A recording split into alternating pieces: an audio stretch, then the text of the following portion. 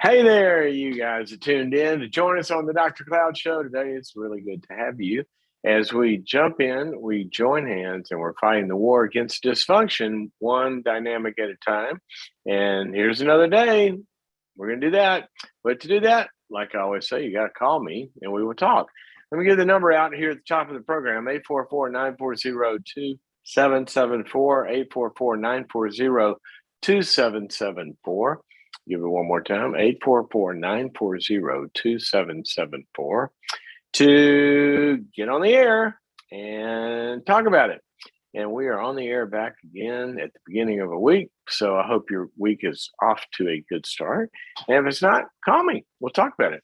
Now, some of you who don't want to be on the air, you want to post your question. You can do that. And Jessica will be monitoring our social lands today on Facebook and YouTube and Instagram.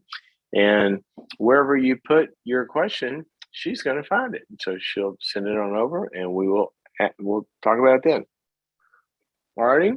So here is a quick announcement for the day. It's coming up, actually, February 21st. I remember when that was a long way away.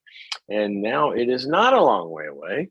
It's coming up for our 2-hour live webinar right here at 5 p.m. on February 21st. Mark that down and sign up.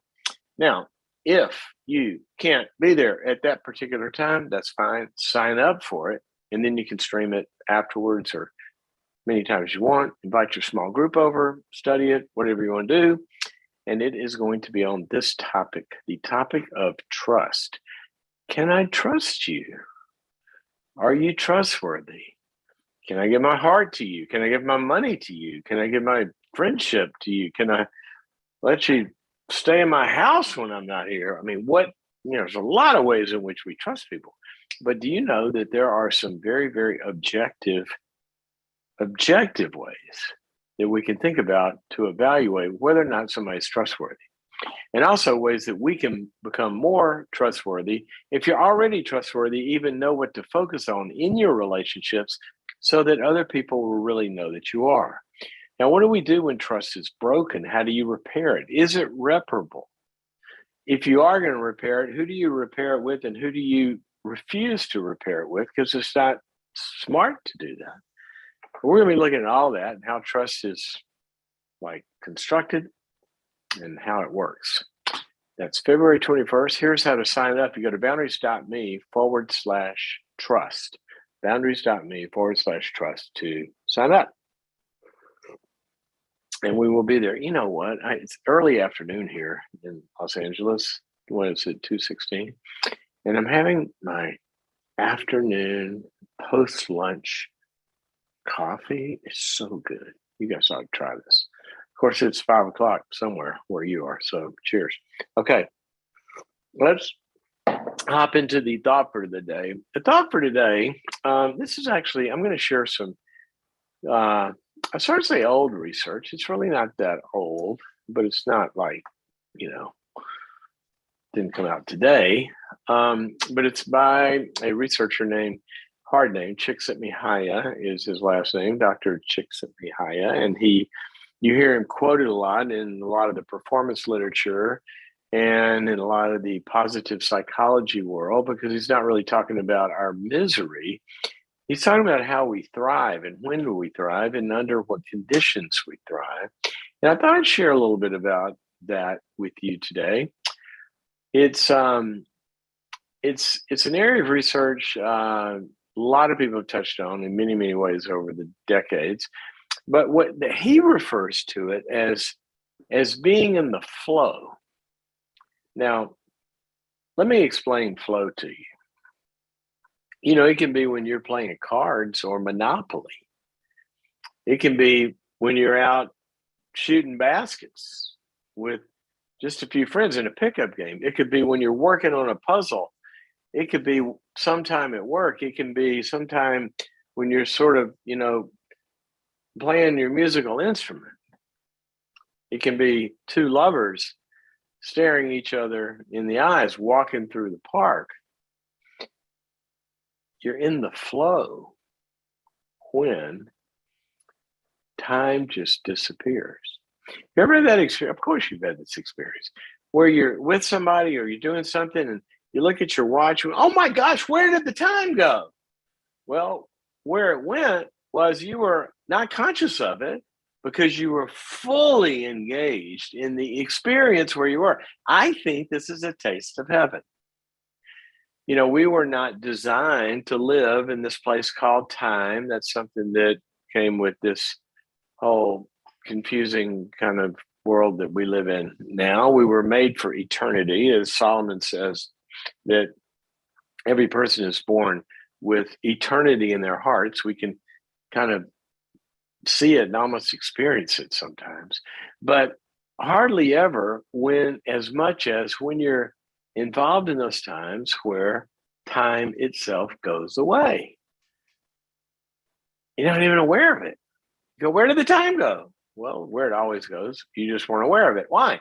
Because you were so engaged in what you were doing. And so what Csikszentmihalyi did was he researched this whole thing called flow. And flow is also not only time goes away. I mean, you can do that with some drugs, right? One of the coolest things, I had my fourth one surgery last week, or now I'm up to 4 surgeries in this past year and however many months. But one of the things I always love about surgery, there's a lot to not love, especially the rehab. But one of the things I always love, because I try to trick it, because I always want to, okay, this time it's not going to happen. It's not going to happen. And what happens is, they're rolling you in. And I remember the anesthesiologist, when I had my knee replacement, he's they're about to roll me into the OR, and he comes in, he says, all right, I'm going to give you a little something that's going to relax you a little bit. You're going to feel like you maybe had a few drinks or whatever. And, it's going to feel all right. And then we'll get you on in there. And so he said, so you feel that? And honestly, I didn't. I said, no, I didn't. I don't really feel anything. And he says, well, here, try this. And literally the next moment, I'm looking up and there's 3 nurses talking to me saying, okay, let's move your leg over here. And I think, we're about to have surgery. And they said, you did really well. And everything went well. I went, what? We're done? You wake up on the other side. That's flow to the max, right? That's when you are really not aware of time going by because you're so involved in actually being conked out.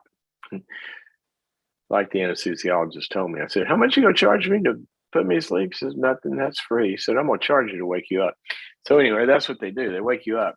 And it all went by. Well, some experiences in life like that. What Csikszentmihalyi did was, this is also related to the best performance. Like the people that perform at their highest levels, when they're in a state of flow. And the goal is to kind of wouldn't it be cool to live life in a state of flow? I remember when I was a competitive golfer, and if you're a golfer, you've heard the phrase, somebody's out there shooting a course record.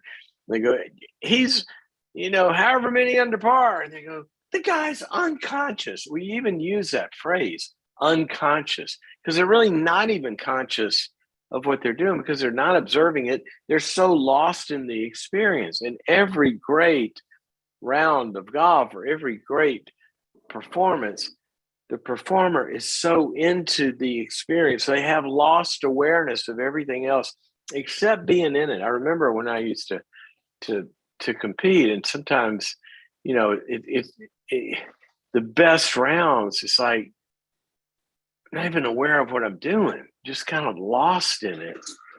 And everything's just perfect. But what you're not doing is you're not evaluating.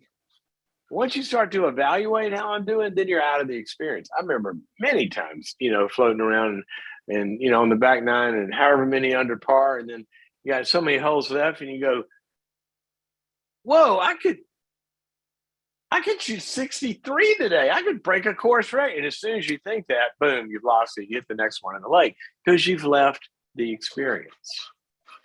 We know this from people's sexual functioning and in all sorts of performance problems, like when couples have performance problems, what are they doing? They're evaluating their performance. They're not lost in the experience.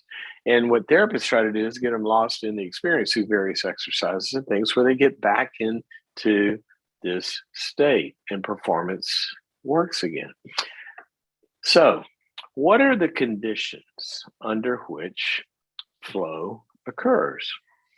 Well, how about this one? That you've got to be doing something where the dual factors of ability, where I've got enough ability where I'm actually kind of able to do this kind of okay, pretty well. But then there's enough challenge to push me right out of my comfort zone of anything I've ever tried to do before, even though I've got ability in that arena. So it's like somebody signs up for a tournament with higher, better levels of competition than they've ever faced before. They really do have the ability to be there, but it's going to challenge them. It's like a skier being kind of out over their skis. They're going down a hill a little harder than they've ever tried. Now, do they have the ability? Yeah, but it's going to stretch them. And see, when we get stretched, this is true in sales. You go for a bigger account than you've ever gone for, or you're just pushing the limit of what you've ever done. And that's really the way I like to think about this. It's not pushing the world record, it's pushing your own personal best a little past what your personal best is. Because if you've got the ability to do your personal best, then with a little improvement and a little challenge, your best can get better. Well, that's the combination of challenge and ability. So whatever you're doing right now and you're able to do, challenge yourself to do a little more, and you'll be a little closer to what we call flow. Then the next one is really, really, really having a lot of focus. We can't be distracted and get into flow. If you and your spouse want to experience flow and you're just even talking together or in your sexual relationship or, whatever it is, you got to be focused on each other. The neuroscience around empathy and kind of when this synchronous and synchrony, what's that word? When we kind of sync up together, when your mirror neurons and all the it's being in sync with the other. When that happens, that requires focus. And if you're not making eye contact and you're not there and you're kind of there but somewhere else, you're not going to go into flow. We got to be 100% engaged in the moment for flow to happen. So it takes focus. That's why to do your best work, you shouldn't be multitasking. You should be immersed in it, in focus. And here's another one. There've got to be clear goals as to knowing what's expected, clear goals of how well you want to do, what you want to hit, but knowing what's expected of you to be able to know how to play the game. One of the groups that related to that is kind of instant feedback. One of the groups that Chick sent me and studied were the great rock climbers in the world. Very clear goals, and you know what's expected. There's a lot of focused attention to it, but immediate feedback. To be in flow, this is what people that are opposed to feedback don't get. The Bible says over and over and over, the more open we are to feedback, the better we're going to be. Well, what does the science prove? The more immediate the feedback, not only open to it, but immediate the feedback, the better we are. Because think of this, a rock climber, if they slip just a little bit, they immediately know that and they go to correct. So instant feedback. And you got to have a sense of being deeply immersed and that you have control over you. Hard to go into flow when somebody else has control over you. You remember the first time that you learned to drive a car or do something scary like that? I was up in a helicopter, 4 or 5 months ago. And we were flying along and actually over some glaciers and stuff, and I was in a helicopter and I was sitting in the in the front seat with the driver with the pilot, and he said, "Do you want to fly it?" And I've flown airplanes, but I've never flown a helicopter. Helicopters way more, uh, whatever the word would be, complicated, scary. I mean, nuanced. Because you got all fours going. And so he gave me the yoke and told me, he said, "All right, you do this, and you look at the skyline out there, and you got to have your focus." And I'll never forget, it's total flow because you feel the control you have immediately. I mean, you move this and it just starts to go, and you get in sync. You get in the flow. You got such immediate feedback to when you move the stick. The helicopter's going to do something. Your whole visual field is going to do something. But when you're in it, oh man, time just kind of goes away because of your total engagement. So think about that. Using, I like to refer to the way the Bible talks about it, being wholehearted, having your whole heart in something, in your relationships, in your work, whatever it is, to let yourself be there, not be there and be somewhere else at the same time. God, you talk about how to make your life long and boring, or the afternoon long and boring, then be there and not there. Gosh, I remember when, so many times. I remember I had chemistry, the last period, this is in high school, last period in class before, it was every afternoon because I was a competitive golfer. Every afternoon, go to the golf course, and our team would have to practice and all that. And, oh my gosh, I'm sitting there in chemistry. When is this class going to end? When am I going to get out of here? And I'm just thinking about getting out of there. I am not in chemistry at all. I'm out on the golf course. And I remember those were the longest classes that I ever had. Why? Because I wasn't engaged. Now, think about this. What if you had given us a little experiment there, and that bigger, you put this in there and that in there, and he's going to, now be careful, because if you put too much in, it's going to explode in your face. Well, now I bet that time would have flown by because you're engaged. So look at what's distracting you out of your relationships and intimacy and connection and practice or whatever. Be wholehearted, have control of what you're doing, clear expectations and goals, get immediate feedback, and use a lot of focus. You'll see whatever work you're doing begin to change. That is flow. Okay, Jessica, do we have, now this would be interesting, what kind of social comments have been put up and questions in such a piece of academia as we just talked about there? Anybody got any questions? We do. You sound surprised. No, I'm not surprised. It's just those questions on a Monday. I think people have been holding on to some things and really got to get it out. So we got. So we have pent up demand over the weekend. I think so, just a little bit. Well, you're kind of scaring me. I'm a little afraid about what's going to come next. All right. So what's the first one? I think you'll be okay with this one. All right. Someone asked us on YouTube. She says, "I am seeing a guy who tells me he isn't looking for a relationship, but he always talks to me and makes time for me every day. Could this guy be lying about what he really wants?" Well, he could be lying to somebody. He might be lying to himself, or he may be afraid.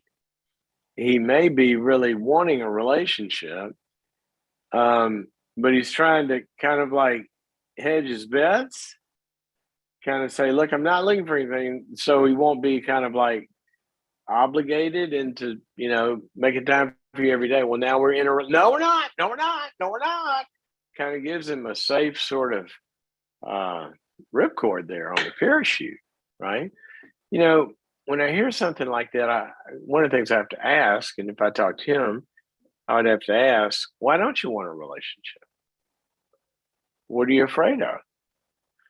And that doesn't necessarily mean it's bad to not want a relationship. Some people just don't want to be in a relationship for very good reasons. It's a different season in their life, or they've just been burned and they're healing, or they're focusing on something else, for some period of time, but they really do enjoy, like, he might enjoy your company and enjoy a woman's company and all of that, and but not really looking for a relationship. That's okay. He's being honest about it, but he's kind of not acting like what he's saying, is he? And that's what's throwing you off. So if you're not looking for a relationship, then feel free to continue to play this game. After all, that's somebody to hang out with, right? Unless hanging out with him is keeping you from going out with other people that you would want to be spending time with. But if you find yourself wanting a relationship with him, and this somebody's telling you he's not looking for a relationship, you better make sure you're listening to what he says. And if you think that he might not be right, then it might be very cool to ask him. Say, it's kind of weird. You say you're not looking for a relationship, but you're kind of acting like you're in one. I mean, you call me every day. What is it we have here? And just make him come clean.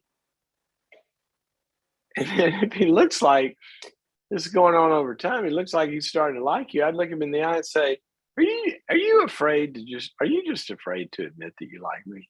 Is that what you're afraid of? What are you afraid of? Commitment? What are you afraid of? I'd ask him. Let's get it all out there. But he might be lying, but he probably more in conflict would be my guess without knowing it. Okay, what's the next one, Jess? All right, this one's a little bit of a tougher subject. It comes from Facebook. Someone writes to us, I have become a self-righteous witch to my husband. We have been in marriage counseling for a year. The therapist says my husband is conflict avoidant, and now my husband uses that excuse that he's conflict avoidant and completely disengages in resolving conflict. I moved out and filed for divorce last week. I don't know what else I can do. I am heartbroken and do not want a divorce. What can I do to handle the conflict avoidant behavior without ending my marriage? Well, one of the things that I would do if he's using the therapist's words is I would go back in with the three of you and I would say exactly like that. I'd say, Dr. So-and-so, did you tell Joey over here that he was conflict avoidant so he would understand that and begin to do something about it and lean into conflict? Or did you tell him so he could use it as an excuse to never lean into conflict? I would just put it right out there in front of him like that, because he is using it as an excuse. Now, here's the other thing.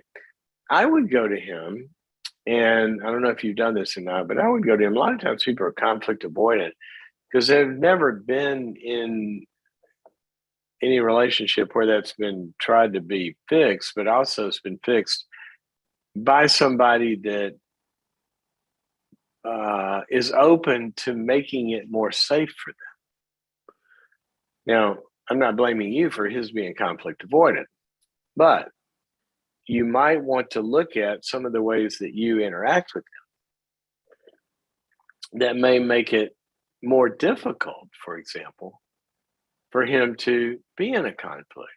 I mean, you may be very, very free and conflict free and pretty assertive with what you think, and it's easy for you, and boom, boom, boom, boom, boom, boom, boom, boom, boom. Well, somebody that does have fear sometimes can be overpowered or feel overpowered by somebody who's very, conflict's not a big deal for them. They come from a family where we're used to arguing and used to, saying it like it is and all of that. And so what you might want to ask him is say, you're conflict avoidant, but I just want to ask you this. what do I do that makes it difficult for you to step into the conflict? Because I want to make it safe. And if I can make it 100% safe, then there's really no reason for you to avoid the conflict. And see, that kind of in a weird way, by your taking responsibility for making it safer, it sort of makes him accountable and responsible for his not entering into that safety. And so I would kind of do that. Now, ultimately, you come up with some kinds of consequences. Boy, you would have to really, really convince me about how somebody being conflict avoidant is grounds for divorce. I mean, that's a big, big step. Just because somebody has difficult in conflict, I don't quite know how that equals that, but it's something you'll have to ask yourself, and maybe ask him, ask your pastor, and ask. That's a big deal. So you can have all sorts of consequences and to get somebody to own something. Filing for divorce for that one seems like a big one, but I don't know your whole situation. All righty, let's go to the real phone lines here for a second.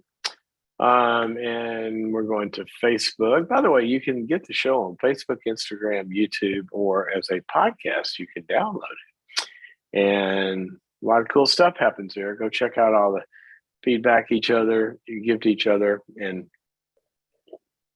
some good things to be learned there from the School of Wisdom, from this tribe out there. You guys are the most awesome audience that there is anywhere. Okay, Stephanie is calling us from Canada, again on Facebook, and she's trying to figure out how to heal a friendship that became romantic. How do I stop blaming him for things he can't control? What's the first step to restoring our friendship? Stephanie, welcome to the Dr. Cloud Show. Tell me what happened with your friend turned more than friends. Am I live? Dr. What's Cloud? That? Is that you? Yes. Hi. Oh That's my gosh, me. it's so wonderful to meet you. Yes, nice to meet correct. you too. Tell me what happened here. Oh gosh. So I have this wonderful friend, and we went to high school together, and we're like almost best friends completely. But recently we got we both were broken up with previous people months before, and then we started to fall for each other, and then but how old are you guys? You mentioned high school. How far out of high school are you? I'm 23. He is 21. Okay.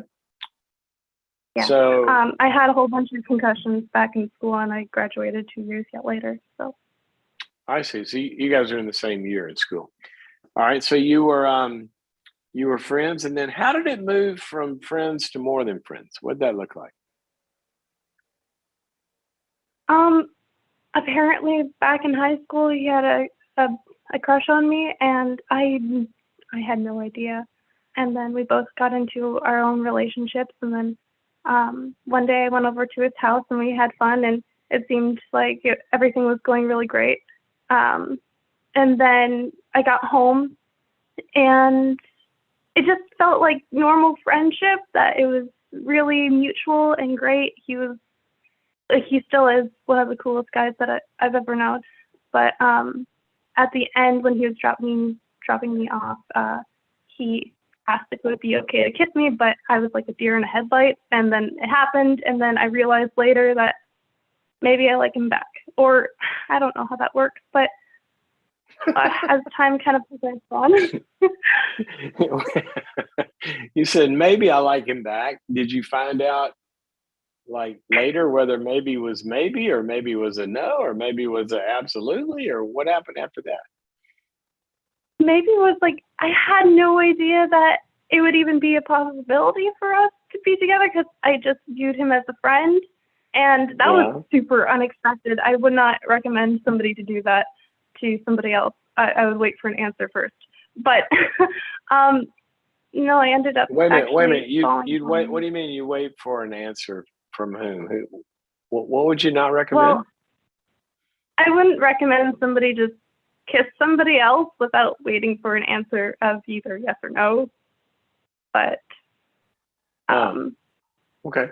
So well, anyway, I guess. well, how was the kiss? That's what I want to know. I'm kind of snoopy here. How was the kiss? Oh gosh. It was actually really nice, and he was really sweet the whole day. He was really gentle, and he seemed like I'm not super familiar with people, at least guys, being respectful and nice and having friendship be the first thing on the priority, Yeah. and then being patient with me. I have a history of abuse from my family and stuff, and then the I'm last sorry. relationship I was in wasn't too great. So It was nice to have his respectful, gentler approach. yeah, and then Okay. So what's the question? You guys all of a sudden then you fell for him, you said. Yeah, it's So like he had felt, fallen for you. He had fallen for you. Now you've fallen for him. And so what happened? What's going on now? You said you're not in a relationship anymore.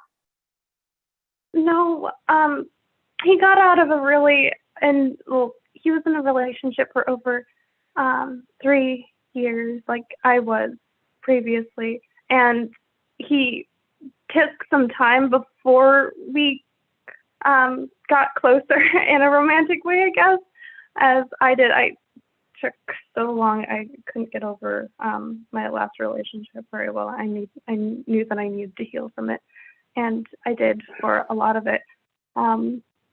But I feel like I lost the question. Well, just what happened? You fell for Oh, him. He was into you. Then what happened? yes. Why aren't we seeing, like, wedding cakes or something? What happened? What happened?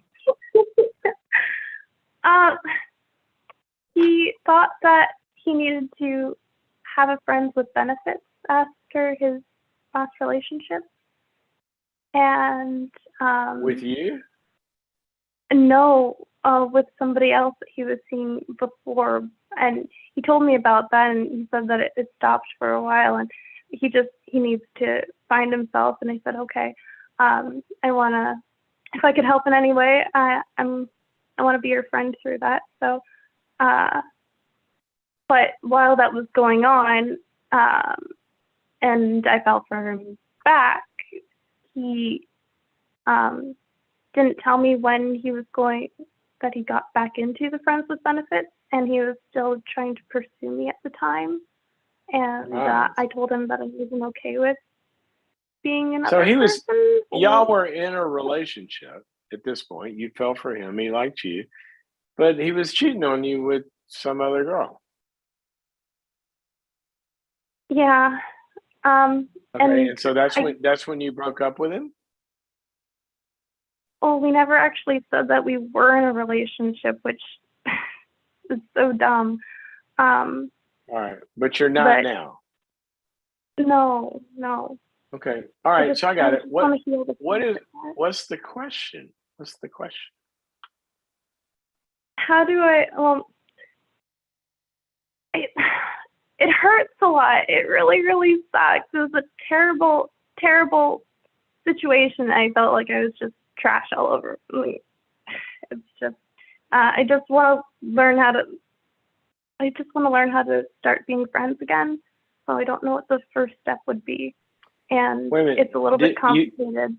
Hold on a second. You felt like you felt, did you say trashed?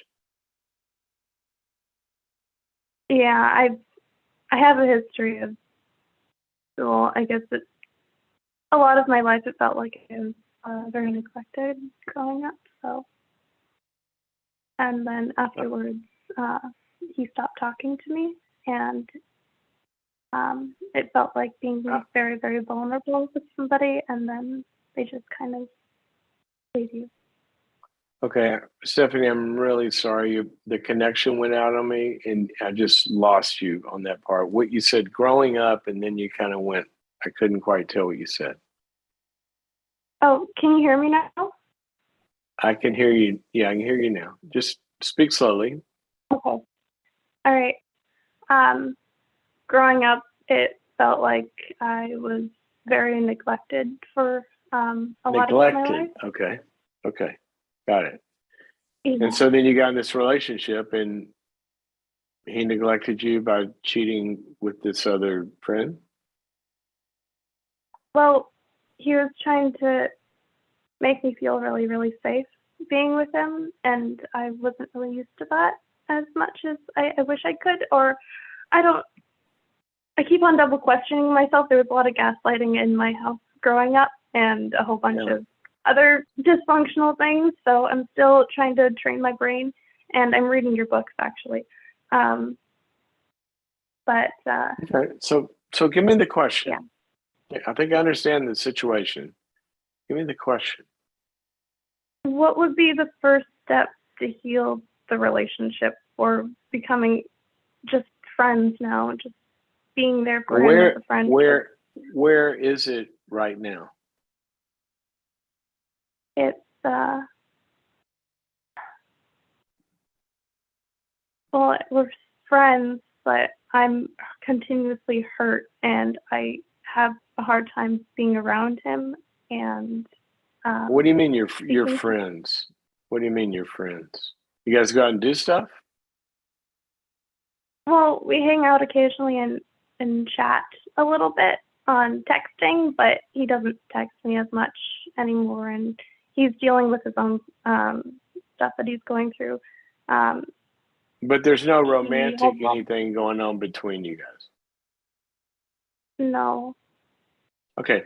no. Did y'all ever talk about this? Did you cleanly put it out on the table and talk about it and say, gosh, we were friends and then we weren't, and now it's all screwed up and you cheated on me, and you know, I just can't do this, and we're breaking up, and you define what it was? Has that conversation ever happened? Yes, but it felt like there was something deeper that was still. I didn't feel like I got everything out on the table, and so he seems to have moved on completely, and I feel kind of left in the dust, and I don't know how to Okay. maneuver I don't through all these. I don't know why you're wanting to heal this relationship, if that's your question.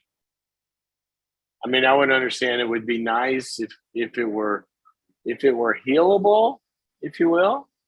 But why would you want to why would you want to go into a relationship and heal a relationship with somebody that is totally not trustworthy? He's totally not direct. He's clearly not finished cleaning up some other things, you know, that he's not done with yet. And then he ghosts you and treats you this way, and then sort of kind of disappears. I got to ask, why would you want to go be friends with him if he's never come back and come clean and said, you know what, I treated you horribly. What I did was wrong. I should have been more clear. I should have been more open. I shouldn't have been with this other girl also. And I'm sorry. Now, at that point, maybe we got a chance of being friends, but I don't hear him coming clean. No, he doesn't think what he did was wrong because it happened Well, then to him. because it happened to him? Yeah, You mean the some same girl kind did? of situation. Well, Yeah. look, two wrongs don't make a right, and one wrong done to me doesn't give me the permission to go do the same wrong to somebody else and call that right. If he can't see how he hurt you and how he was duplicitous, then I don't think it's time to reconcile. We reconcile when somebody becomes trustworthy. You can forgive him, but I want you to say very clearly what you think was wrong and what you think was bad and what you how you got sinned against. You don't have to tell him if you don't want to, but you ought to write it down and tell it to somebody. And then you ought to let him be responsible for that and say, look, pal, if you want to ever be my friend again, that's not okay. And until I hear you admit that it's okay and say you're sorry, we're not going to be friends. That's what Well, I would do. he did say that he was sorry, but like it was such a small moment, I guess. Yeah, come on, what sorry looks like, right? You know what it really I looks think like. it's more upset that I was upset. I think that's what, yeah. Look, Stephanie, you know what I'm saying? When you really feel like he comes clean and he really wants to be a good friend, and there's no further clouding the issue or dual standards of kind of relationship, kind of not, all of that, then maybe you're open to it. But I'm telling you, I don't hear him taking that step yet. Okay. I got to get some other callers, but that's what it sounds like to me. And you sound like a sweetheart with a very good heart. And I think you need to get around some good, safe friends that, are honest with you about what they're doing. That would help. Yeah. Okay. Just the thing that keeps on bringing me back is that I promised him that I would be his ride or die and that I would be there through the tough moments too. So that's what keeps on bringing me. But thank you so much, Dr. Cloud. He's really gone the other way. Just listen to one more thing. You said he's not really responding to you. He turned his back on you. He's going the other way. And you didn't say, I'll be there. I'll be there for you while you abuse me and while you neglect me and while you do all this. Again, if he comes back and makes it right and says clean, does everything clean and says he's sorry and all that, you can say, you know what? Okay. Now, if you need me, I'll be here for you. I told you I would.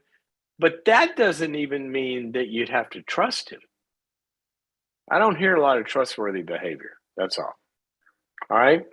I'm going to gift you the webinar that we have called The Art of Confrontation, and it might help you to be able to have that difficult conversation if you need to have it. All righty. I didn't expect that, but thank you so much. What in the world did I think I just hit the wrong button somewhere. Okay. Sorry about that, guys. I got my dashboard here screwed up. Lindsay listens on Facebook. She needs guidance in setting boundaries with her husband, and they're in counseling. Lindsay, welcome to the Dr. Cloud Show. Thank you so much for taking my call. You're welcome. How can I help you? Through working on my marriage with my husband, we've been married for 12 years, going on to 13. And we have a son with special needs who I stay at home with him. We homeschool. He sleeps in our bed, just to kind of give you a dynamic of how much alone time we have. I'm nervous. How old is your son? He's 7 cognitively. He's between a 4.5-year-old to a 7-year-old. Okay, and why is he sleeping in your bed? He has epilepsy, so he has nocturnal seizures. So I've been able to capture the seizure before it gets to like a full-blown one. He has multiple seizures, and he's had brain surgery, needing oxygen during seizures sometimes and stuff. So wow, just for me to kind of get a little bit of sleep. This is a doctor recommended thing. I guess so. It's more of like a mama bear thing. And, even though we pray every night and I say goodnight to him, like it could be the last time, I just sleep a little bit better knowing that like I can feel his body movement. We recently got him a seizure alert dog, but since we're in the beginning stages of it, the dog's got to earn his trust before I, kind of allow him to sleep in his own bed. Okay. So what's your question about your marriage? So through working on this, I need help on setting boundaries because I don't want to get a divorce or anything, but it's been hard on me emotionally, physically, mentally. I need help having boundaries or questions to ask myself, so that way it doesn't get to a point where I lose energy, motivation, and, like I'm trying so hard to function as it is that if our arguments get into escalated, I guess I would say, I have a tendency to give him more grace. We are both in the faith, and I'm a 7, he's a 9, so he internalizes things, and I like to speak everything out. But it escalates, and then it starts to drain me. So I need help or even questions to ask myself while I'm trying to get my husband to follow through with things or it not escalate. I also give him too much grace sometimes. I just need help on things to ask myself besides, is this worth it? Is it a big deal kind of thing? Because I feel like I do a decent job with that. But it does drain me. Hey, Lindsay, I got to stop you. I'm so sorry. I'm just lost. That's okay. I don't know what you're asking. I need help. I need help with a boundary to help me to not get exhausted from our fights while trying to move forward and have our relationship, our marriage flourish. You need a boundary to help you not get exhausted from your fights. Let's start there. Okay. Mm-hmm. How do you get exhausted from your fights?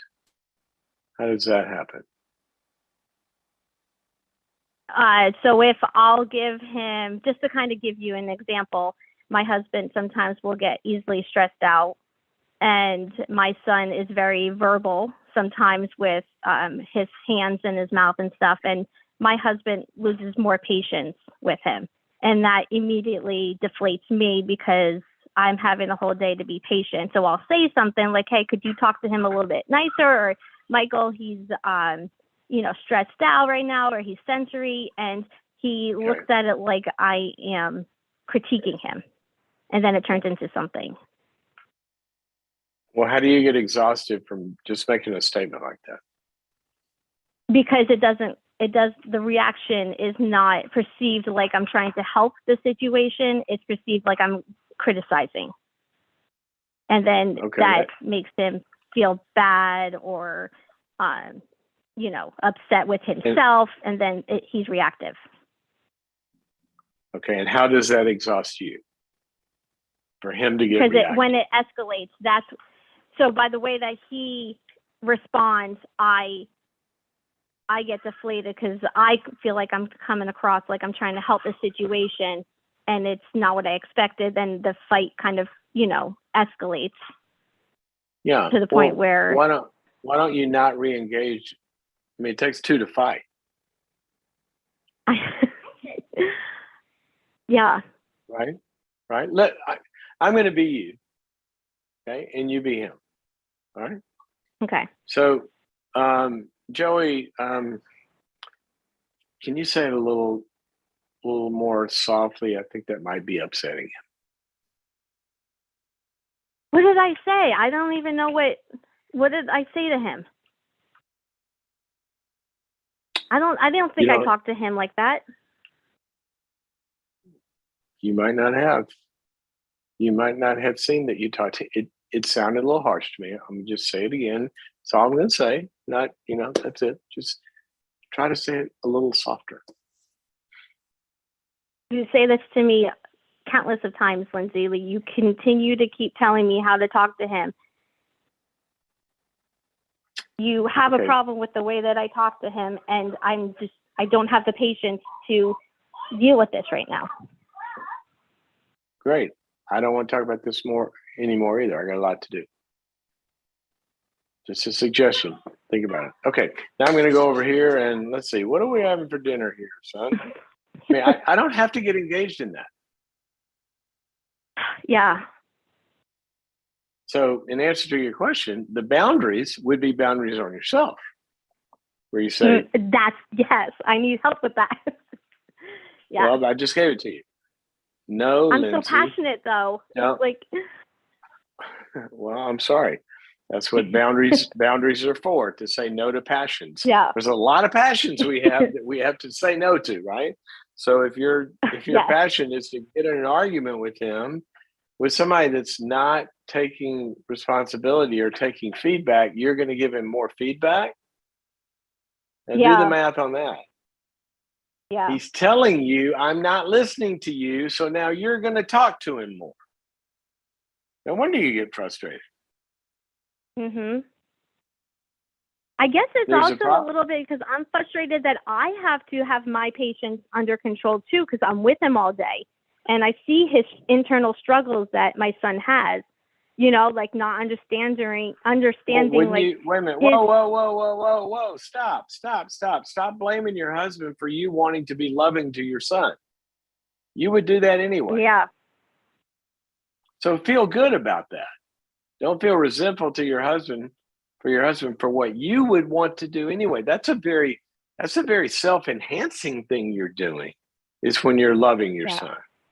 Now you can address your husband's behavior that he's not treating your son well, but don't let it ruin for you being a good mother. That's a great blessing that you have. Yeah. It's exhausting too. Hey, you know what? I seriously, when you were describing how hard it was, my heart went out to you. I mean, you have got a lot, and it must feel, let me rephrase what I think you might have been meaning there. It must feel sad to you, what I would say to the husband, instead of, I have to do this all day and you won't even do it. I would say, you know what? I feel kind of alone sometimes in taking care of our son. I don't mind doing it all day. But when you don't join me, I feel like I'm in it by myself. Now that might Yeah. be a more accurate way to say it, right? Yeah. It's come out kind of like that in therapy, but That's good. not to So the extent of me feeling alone. That's a good point to make. yeah, just put it that way. Got to go talk to some other callers, but I want you to think about this, that it takes two to be in an argument, right? And if you don't enter in, then he can say all that. And one of the things you might want to also say is, look, I hope you can hear this. I'm not criticizing you. I'm trying to give a better way to talk to our son that might be more helpful for him. I'm trying to help him here. I'm trying to help you help him. So that's just all I'm doing. All right, I'm going to gift you the two things. The marriage equation is a webinar that we have, and also the art of confrontation, where you guys might make some of those conversations go a little easier, hopefully, I hope. Jess, what do we got going on the social landscape? Who's asking a question over there? We do have some questions. Bear with me. I have the hiccups. All right. How do you get rid of the hiccups? Ah! You scare somebody. Okay. So what is your question, or somebody's question? All right. How does a parent gain trust with a babysitter for their special needs child? My husband and I need date nights, and I have a hard time allowing others to watch my son. Oh gosh. Well, that's a very, very good question, because kids with special needs have special needs. Therefore, they need special skills in childcare. And so I don't know all the specifics, but I'm going to give you kind of the path. The path would be to determine what your child actually needs, and then to vet the babysitter in their ability to take care of those needs. Now, one of the ways that you might have that is to find somebody and advertise in some places, with people that maybe work in arenas like that. They might be like for example, an aide or an orderly, or in special needs kinds of units in children's hospitals, or I don't know all the particulars, but find somebody kind of quasi in the field, or you could train them, right? You could have them over if you feel somebody's duly qualified in whatever areas you need. Depends on how hard the special needs are. But what you can certainly do, ask them to come babysit when you're going to be there for a period of training. And that's what you could do. I remember when our kids were little, we had a couple of college students who we had to kind of qualify. They were recommended by some other people. We didn't know them. We had little babies, and so what we did, I remember times when we weren't going out, but we would want to hang around and not have kid duty, and we would ask them to come babysit while we were there, and you get a pretty good look-see.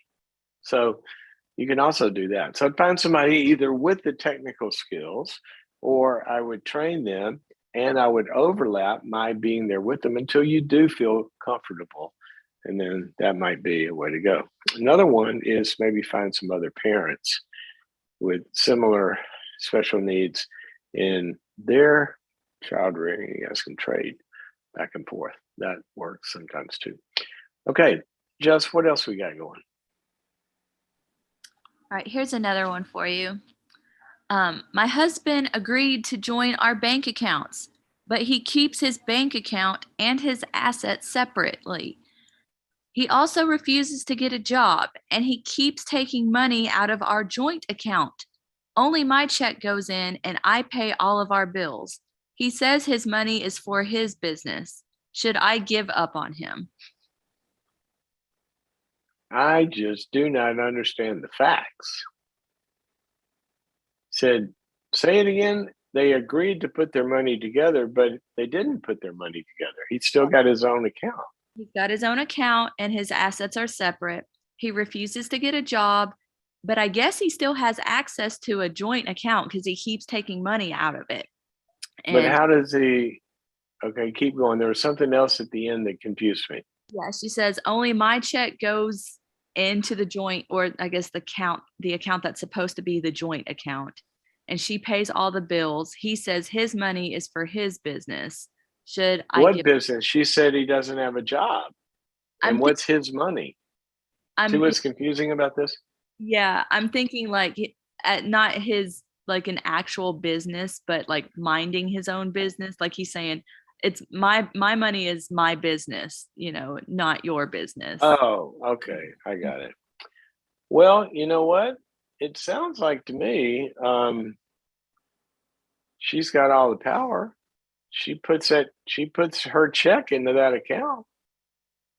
So go open up another account by yourself, put the check in there, and then take the balance into a good marriage counselor's office.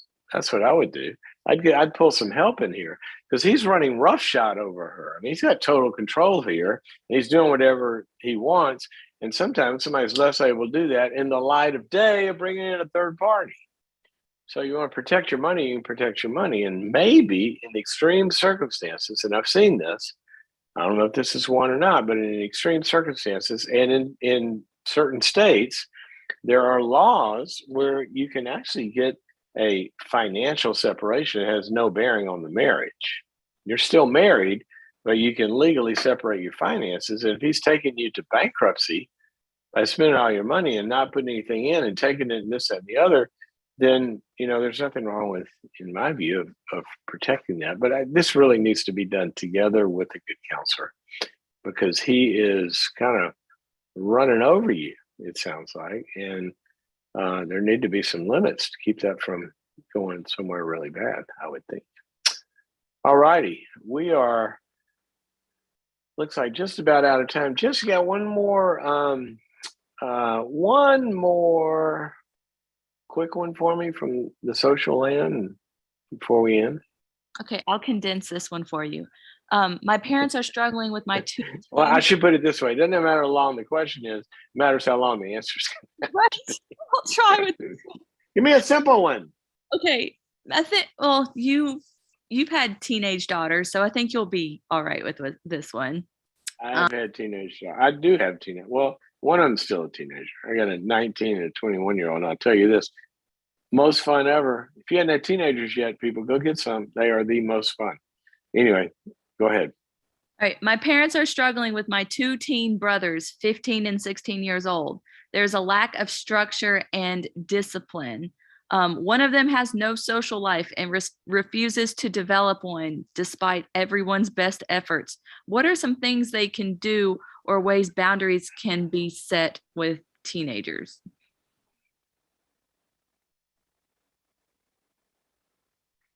Gosh, that's a hard one to know how. I guess she's talking specifically about the one that has no social life. Is that right? No social life and maybe no structure or discipline. Yeah. Well,